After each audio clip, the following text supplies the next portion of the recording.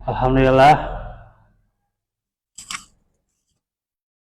wassalatu wassalamu ala rasulillah wa ala alihi wa sahbihi wa man tabi'ahum bi ihsanin ila yaumiddin.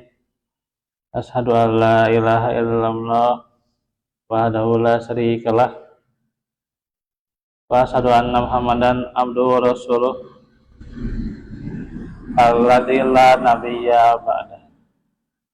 Alhamdulillah, suatu fillah, pada kesempatan ini di hari Jumat yang berkah ini kita ini juga bersyukur kita bertemu lagi di dalam majelis ilmu di hari pertama tahun baru Hijriah ini. Dan juga bagaimana momen tahun baru Hijriah ini agar kita semakin mendekat pada Allah Subhanahu wa taala, semakin qarab ila Allah, dan juga menguatkan selain juga dengan amal-amal saleh yang zahir, di antaranya juga dengan tawakal, ya. Sifat tawakal itu senantiasa kita wujudkan, dan pula tentunya juga kita senantiasa dekat dengan Al-Quran. Karena itulah bagaimana banyak keutamaan yang bisa didapatkan oleh kita, orang-orang yang senantiasa dekat dengan Al-Quran. Imam Abu Hasan Al-Mawardi rahimahullah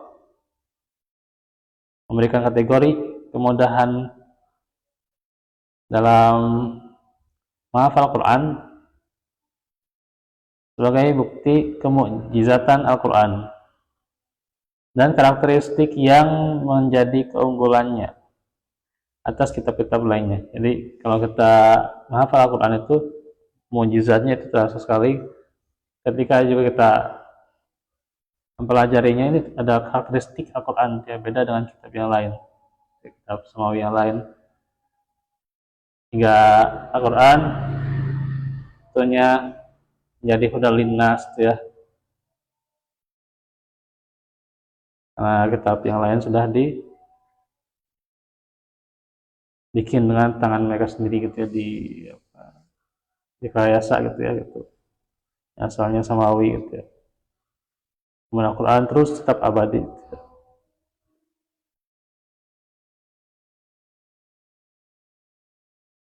Nah, bagaimana di antara bukti kemujizatan Al-Quran, ya,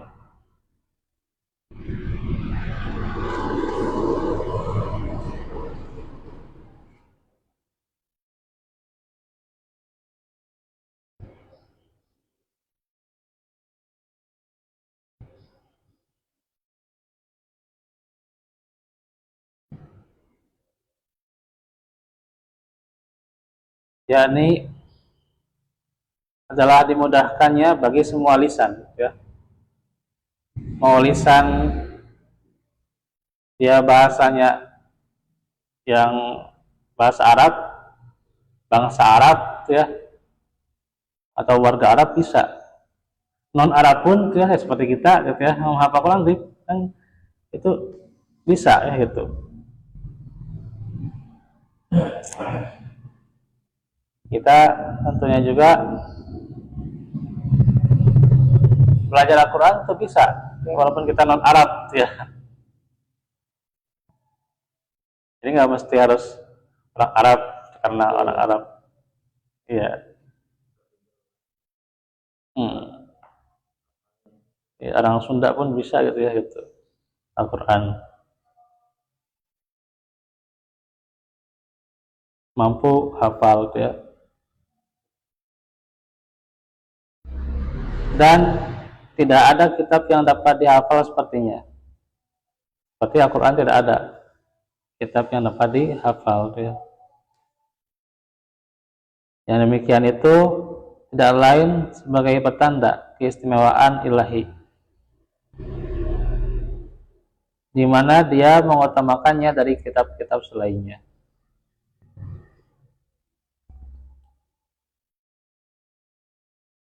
Nabi tidak pernah meninggalkan suatu urusan yang di dalamnya terkandung dorongan untuk menghafal Quran, melainkan beliau telah menempuhnya. Maka beliau pun selalu mengutamakan para sahabatnya yang hafal Al-Quran.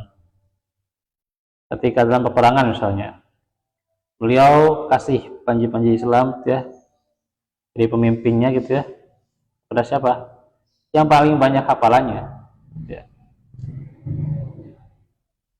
Jika beliau mengirim ekspedisi militer, maka yang menjadi pemimpin mereka yang paling baik hafalannya.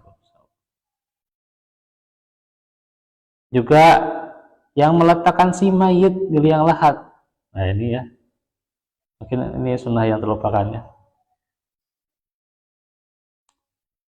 Untuk meletakkan si mayit di liang lahat adalah orang yang paling banyak hafalan Al-Qur'annya. Dan juga tentu yang istimewa ketika menikahkan seorang pria, di antaranya dengan hafalan Al-Quran sebagai maharnya. Maharnya itu dengan hafalan Al-Quran tuh saya.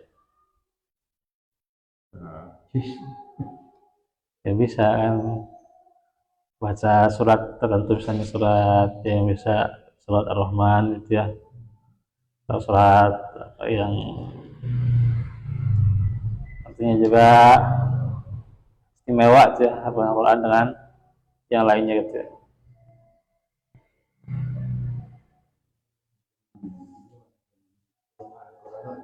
Syairnya Tuh. riwayat dari mana tuh syair Muhammad? Karena syair.